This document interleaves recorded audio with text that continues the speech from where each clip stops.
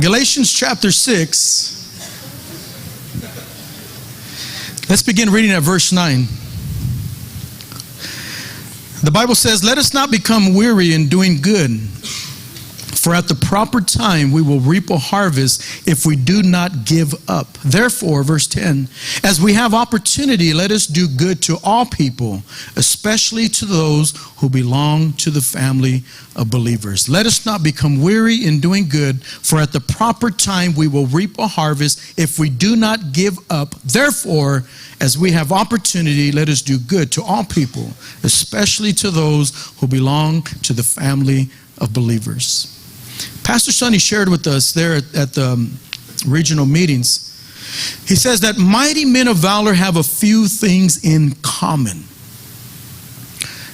When we did our Take and Apply just a few minutes ago, the one we put out on Facebook and YouTube every week, I was sharing that sometimes you and I, we see men and women that are being used dynamically by God. And sometimes we look at them and we say, man, what do they have that we don't got? Anybody ever do that? Sometimes I see powerful men and women being used by God and say, man, I want to be used that way. What is it that they have that I don't have?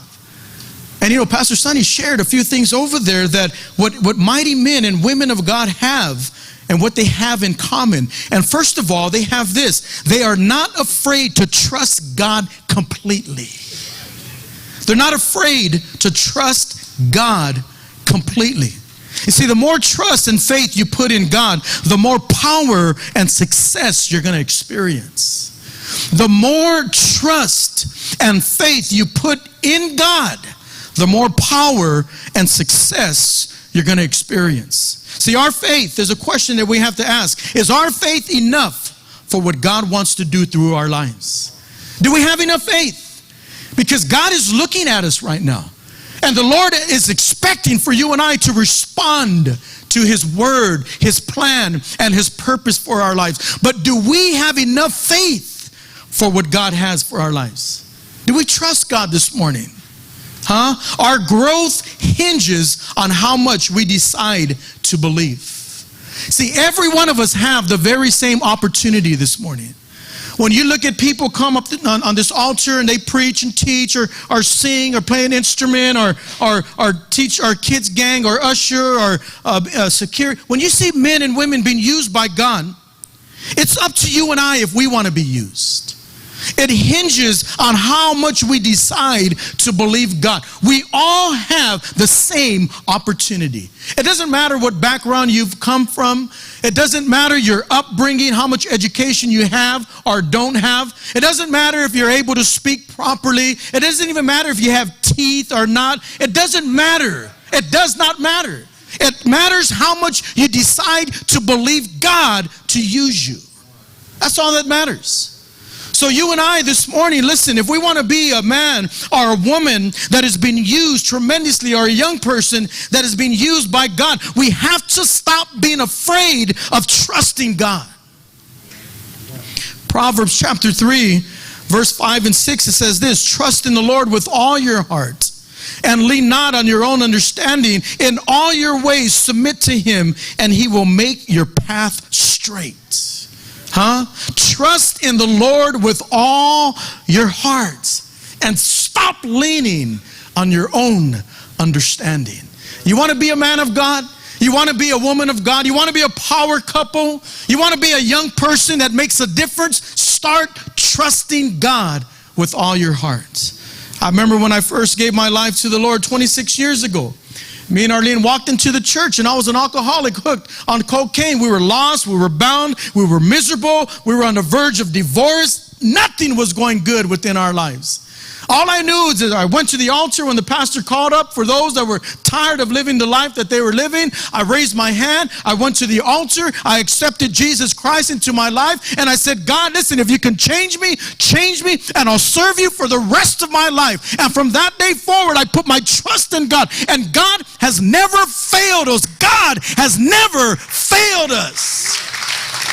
Well, we've got to put our entire trust into God's heart. There's too many people always trying to figure out life. Come on, somebody. Always trying to figure out life and how to get through life. Just trust in God and you'll get through life. Second, they know the size of their God. They know the size of their God. People that are making an impact today, they know the size of their God. We have to be aware of what God is able to do. You see, the only limits that God has is the limits that we put on him. That's the only limits that God has, is the limits that we put on him. Whatever we can imagine, God can do greater. We have to remember, and we have to know the size of our God. We serve a big God. We serve a God of the impossible. We serve a God that is able to do what man says can't be done. God is able to do. We serve a God that has created this world that we're living in.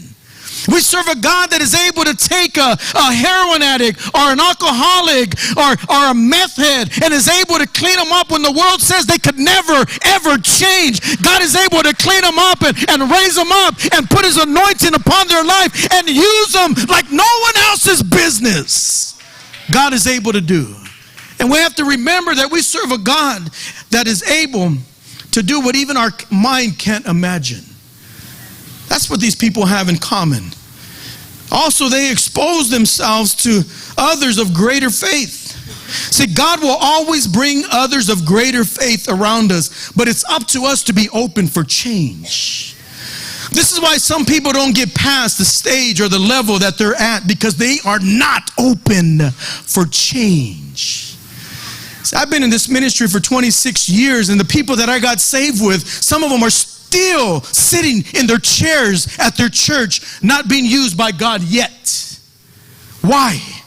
Because they're not open for change. Come on, somebody.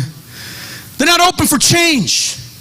See, God will always bring people around us of greater faith, but it's up to us to change. It's like when somebody, our leader, comes to us and says, hey, you know what? You need to change in this area. And some people say, you know what? Okay, man, I'm going to do this. And they start changing. And then there's others that say, who do you think you are? Oh, come on, somebody. Who do you think you are? Right? And they're the ones that stay in the church year after year after year after year, never experiencing what God has for them. Why? Because those that come around them and want to take them to the next level and want to help them and to get past that to the next level, they're not willing to listen and change. But if you and I want to experience what God has for us before we get old and we can't even walk anymore, and we have to be open for change. There has to be a change in our mentality. We always have to have a learning mentality. Always stay connected with people that are more experienced. That's how we change. I remember just a few years back, our church, we were going through a stagnant season within our ministry. We're going through a season where we weren't growing and things really weren't happening, and I was at a level that I couldn't get past. I was stopping. I was hitting a wall that I couldn't get past, and because I couldn't get past it, I couldn't bring the church past it. So I was at a place where nothing really was happening within my life. And then I remember, man, the Lord opened up doors. Opened up doors within my life and gave me a pastor. And that's Pastor Fernie Franco in the Gold Coast region. And our church was placed under his ministry, under his region. And I remember when I was placed under his region, and I really didn't know Pastor Fernie. I didn't know him. I didn't know him like I know him now. And I was kind of nervous, and I didn't know what was going on. But I knew that I wanted to grow. And I knew that I didn't want our church in Bakersfield just to be a local church. And I didn't want our church just to be a community corner church. I wanted us to experience the world. And I wanted our ministry to be a part of Victory Outreach International. And I wanted to keep growing and growing and growing. So I went with my heart open and my mind open for teaching. I remember this, it's like it was yesterday. We got together and he was asking about the church, and he goes, do you have a Sunday night service? And I said, no, we didn't have a Sunday night service. He goes, you have a Sunday night service? I said, no. He goes, why? I go, I don't know. We just don't have one. And I remember him telling me, well, how are you going to reach the lost? Ain't nobody hung over and messed up. They're not awake on Sunday morning. They're not awake on Sunday morning. Where were you at on Sunday morning? I told him, I was half dead. That's right. You're not going to get a first-time visitor, mainly on Sunday mornings. They're going to be coming at nighttime. The freaks come out at night. He didn't say that, but Huh? And I could have rebelled, and I could have said, no, you know what, we're doing good, man. We got Sunday morning, it's packed out. We got double services on Sunday morning. We're cool. Don't worry about it. I could have said that. But I was open for change. And God had brought somebody into my life of greater faith and greater knowledge and greater wisdom. And I said, if I'm going to grow in my life, I need to attach myself to this man. And I need to begin to accept what he's telling me so that our church can grow. And look at the church today. God is growing the church.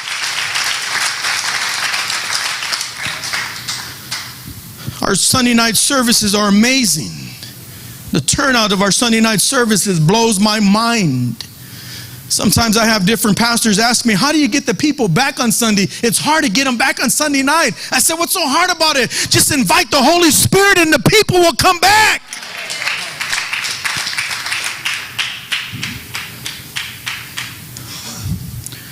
Thirdly, we see that these people that God is using tremendously, they work within their giftings. We have to work within our giftings. In other words, don't try to do everything. Bring others in that have the gifting that can help you, especially satellite leaders and your life group leaders and ministry leaders in our church. Don't try to do everything.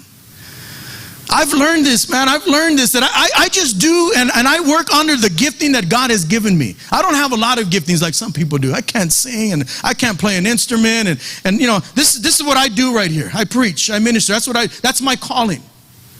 But there's some that can preach, that can teach, that can play an instrument, that can sing, that can do everything. But I don't have that. And I realize that I only got one gift. And I try my best, and I work, and I labor, and I study, and I pray so I can be used in the one gift that God has given me. Amen. I have a couple more, not just one. But I got a couple more, but I don't have a lot of them.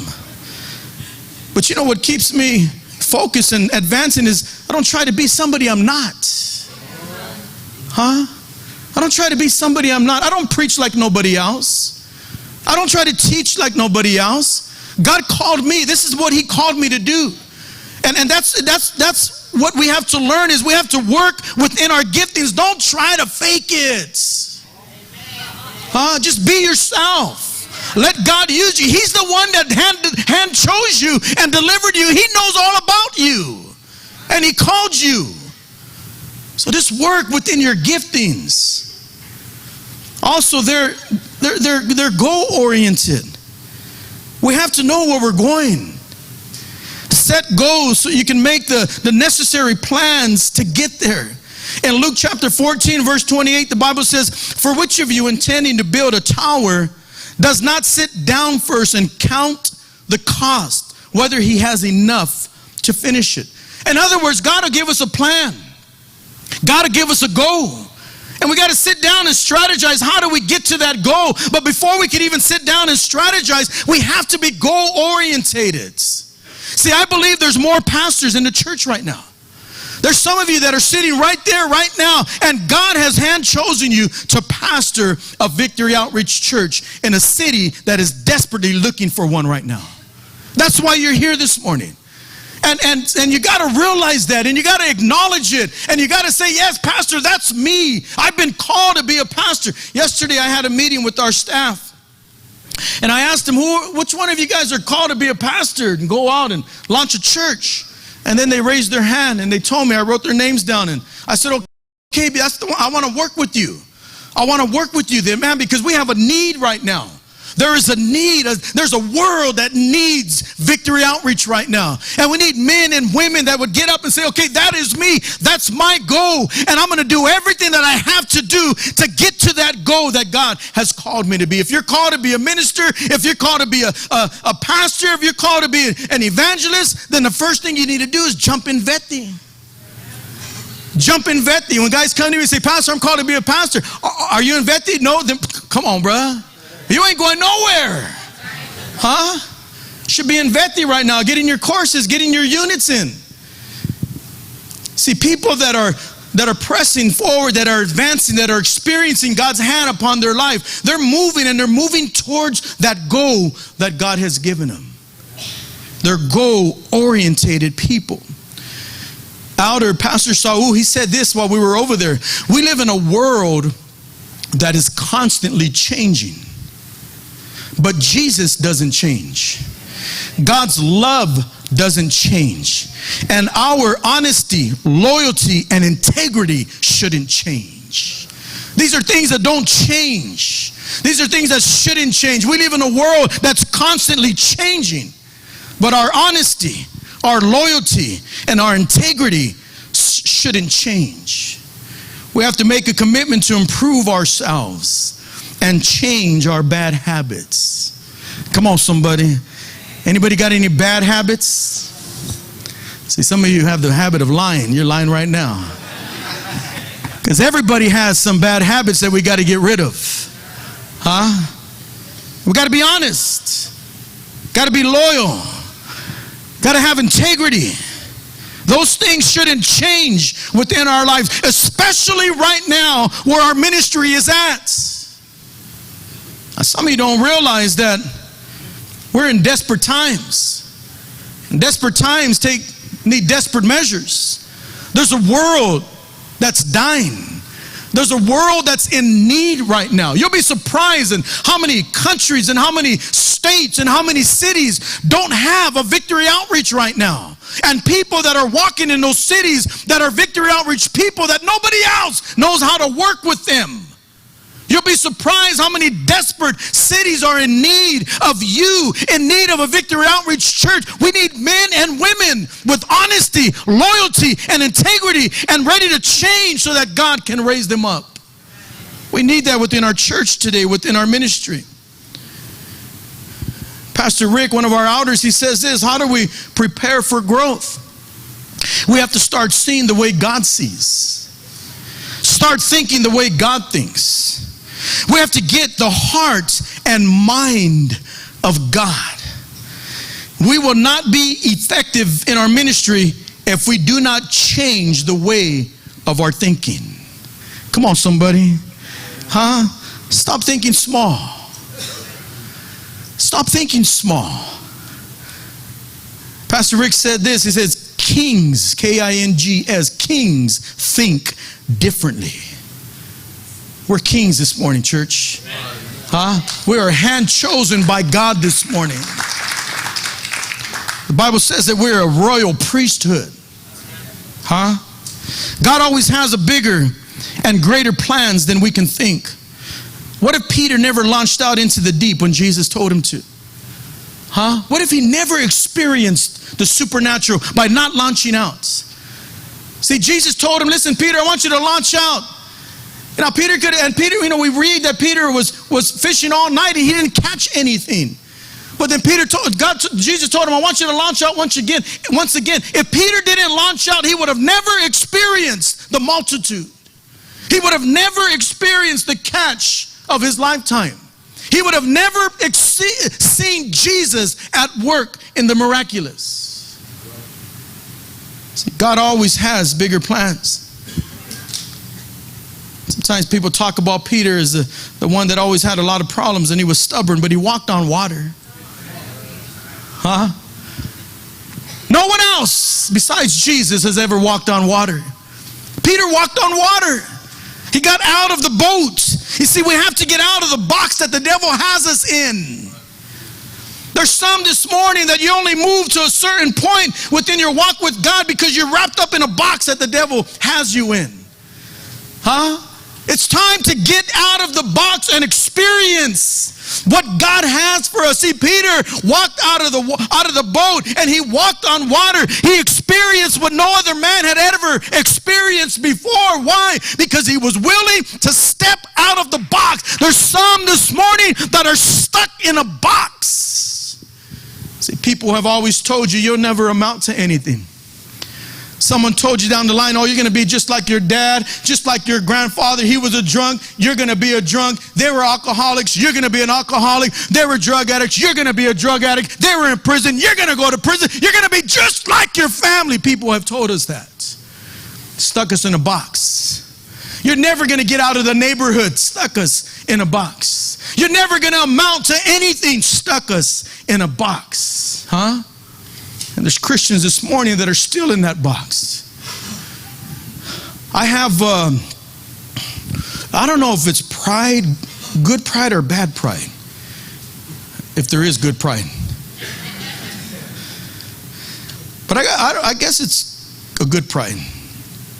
But I like to prove people wrong. Huh? Come on, somebody. I don't know if that's good or bad. So be careful how you accept that.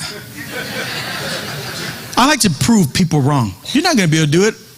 Okay, it's on. Huh? It's on. It's on. Oh, you can't do that. Oh, it's on. Right? Just because you said that makes me want to do it just a little bit more. Come on, somebody.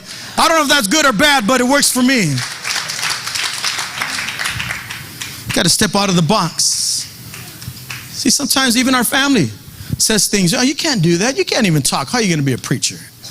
You're limited on your word. You only know about 20 words in your whole vocabulary, and half of them are cuss words. How are you going to preach like that? Huh? Got to prove them wrong. You're never going to make it. You're always falling. You backslid before, you're going to backslide again. Prove them wrong. Huh? Prove them wrong. You're not going to amount to anything. Nobody even likes you. Prove them wrong. Come on, somebody. How are you going to get up there and sing a song? Nobody wants to hear you sing a song. Prove them wrong. Come on, somebody. You can't play an instrument. How are you going to play an instrument? You don't know how to play an instrument. Prove them wrong. How are you going to be an usher or a greeter or a kids gang teacher? You can't do none of those things. You're not an educated person. Prove them wrong, and let's let them see what God is able to do as we trust the Lord. Prove them wrong. You're never going to have. Prove them wrong. Why are you giving your tithe over there to that church? You're going to be broke. Prove them wrong. Huh? Pastor Sonny Jr., he said this: we have to battle to advance. We have to battle to advance. We have to put our differences aside, and we have to resist the spirit of less commitment. Huh? The spirit of less commitment. Come on, somebody. We got to resist the spirit of less commitment. That's a spirit that's trying to invade our churches all around the world. A spirit of less commitment. I don't got to do that. I don't got to be there for everything. I don't got to go show up for all the services. I don't got to tithe all the time. I don't have to pledge all the time. A spirit of less commitment. Huh? We got to resist that spirit if we're going to be the church that God has called us to be. Pastor Tom says this: we can't move forward with backward thinking. Huh? A leader, a man of God, a woman of God has to have the ability to lead in crisis. That's one thing that gets under my skin when I see a leader ready to buckle up. Come on, somebody. Huh? Can I be real this morning? When I see a leader ready to give up and give in, that's one thing that bothers me. Because who are we to resist God? Huh? It's like, it's amazing that God chose us to be used. Huh? Maybe you were nice and fine and dandy, and maybe you were well equipped, and maybe you were spiritual and godly, and maybe you have the right to be used. Maybe you were just special, but me, I know that I was a no good for nothing. I know that there was nothing good inside of me. There was nothing that I can do for anybody else. I didn't care about anybody else. I didn't like anybody else. I was just after things for myself. I knew I was a messed up person, but if God can use me and change me, who am I to say I don't want to do this no more?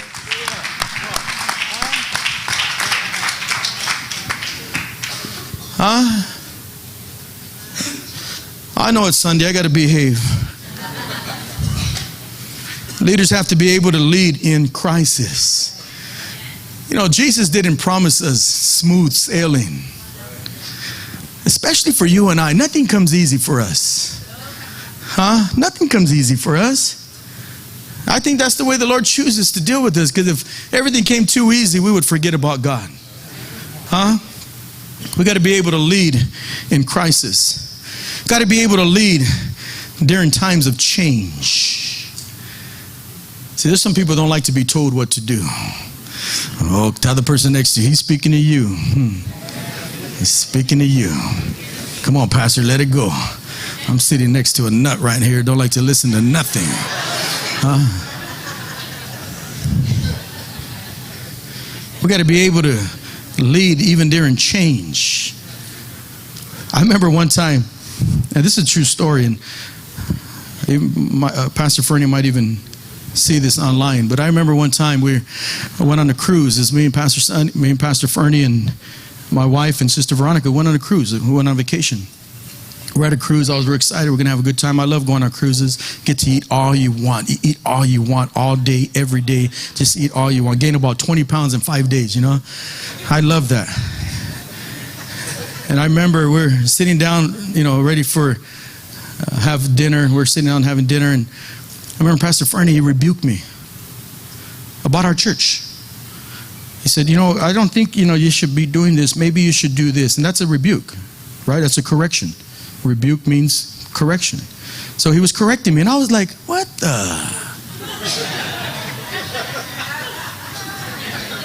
We're on a cruise, you know? It's paid about $800 to be sitting here right now eating, you know? But you got to be ready. You got to be able to lead even in change. Even when people tell you, hey, you need to change in this area, you can't say, well, forget it, I don't want to play no more. Huh? That's how some people are. As soon as you tell them, hey, you need to change in this area. Oh, really? I don't want to play no more. Forget you. Let me have my football back. Huh? No, you gotta be able to lead even during change. Even during change. Also, a good leader needs to keep risk in their leadership. You know, people like you and I, we could become comfortable very easy. When God starts blessing, come on, somebody. Let's get comfortable. We got to keep risk in our ministry. We got to keep risk in our lives. 20% tithing, that's risk. Come on, somebody. We got to keep risk in our lives.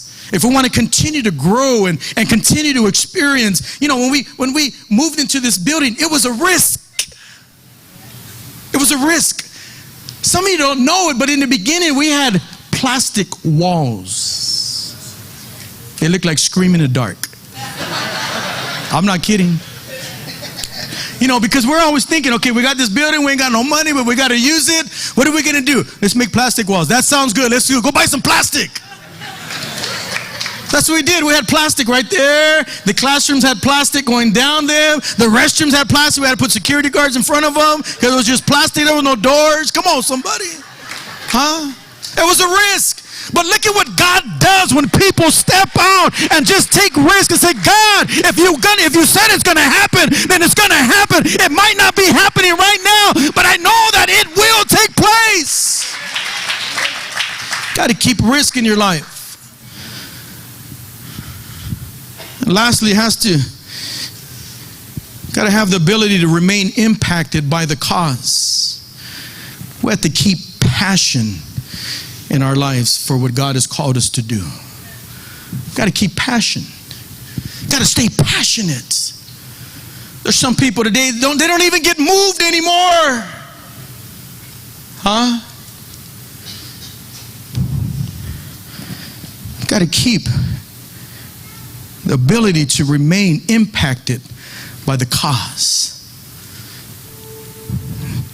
This church, we should get excited when we see somebody walk in all loaded and messed up. Huh?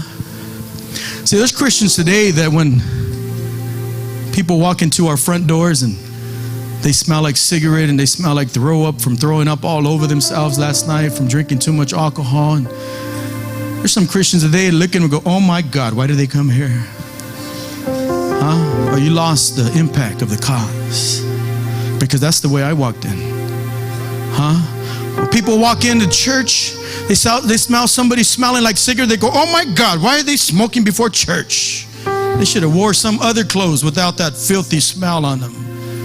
Oh, thank God they're here. I told a pastor one day, you know what? I think our church, this should smell like cigarette when we walk in. He thought like, what do you mean? That's ridiculous. That's ridiculous. He wasn't Victor Outreach. That's ridiculous. Oh my God. I said, no, we should walk into our sanctuary and it should smell like cigarettes. As a matter of fact, we should walk into our sanctuary and it should smell like alcohol. Huh? Because there should be people walking into our church every day that are alcoholics. We should smell, oh my God, it smells like fresh meth. It smells like fresh meth this morning.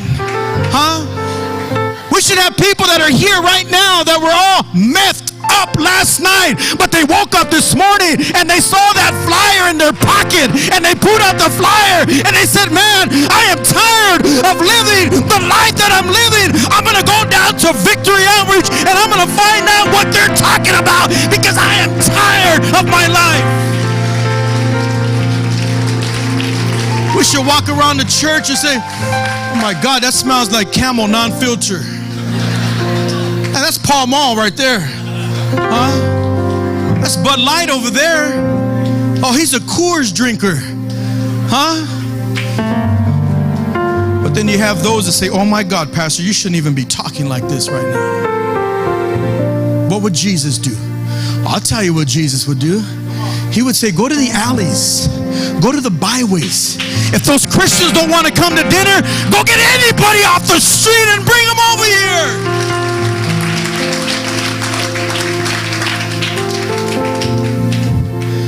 Don't lose the impact of our cause.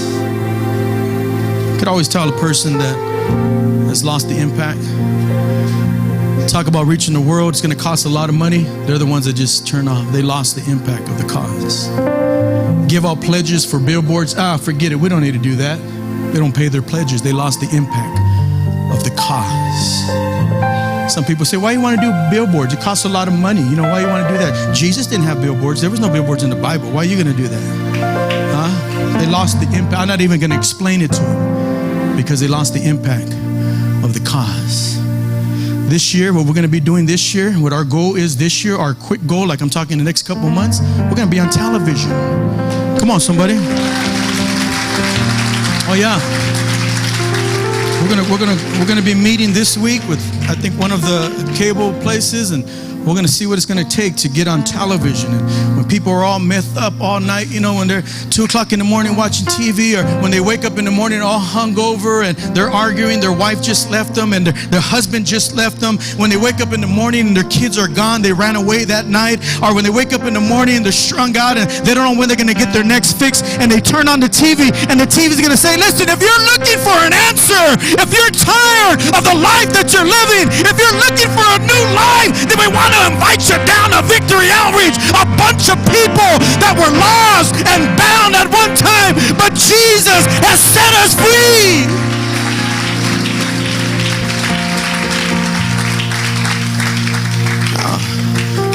How much is that going to cost? It's going to cost a lot of money.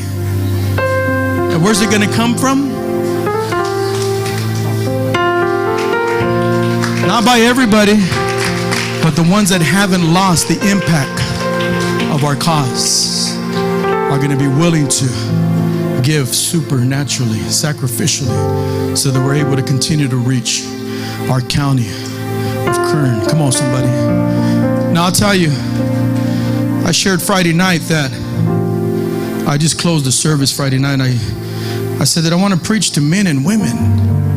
I don't want to preach to no boys and girls. I want to preach to men and women. Because if we're going to fulfill the calling upon our lives, upon our church, upon our ministry, it's It's going to take men and women, not boys and girls, not the ones that are afraid of the enemy. If you're afraid of the enemy, go to Kids Gang and go learn some things. Go learn some things. And not wishy-washy men and women. Come on, somebody. Those that fall away and get up and fall away and get up and fall away and get up. Thank God you're here right now. Let it be the last time. But we need men and women that are able to stand. Able to stand. Able to stand. When the enemy comes and hits from every direction, you're just there, still standing, all beat up, but still standing. I would rather stand next to a person that's all beat up from the weather, from the hits, from the attacks, all tore up from the floor up, than next to a pretty boy that's never been in a battle.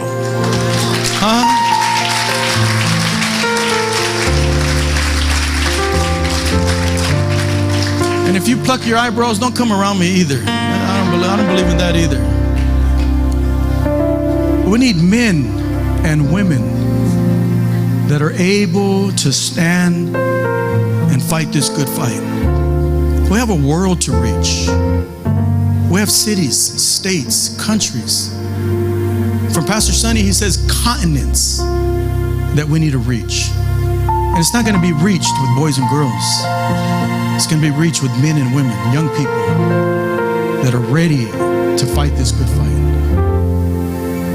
Now, this is what I want to do. I'm going to open up the altar right now as we get ready to sing this song. But I want to pray for all of those. Whether you've been in this church for a number of years and say, Pastor, you know what? I want to be one of those men, one of those women.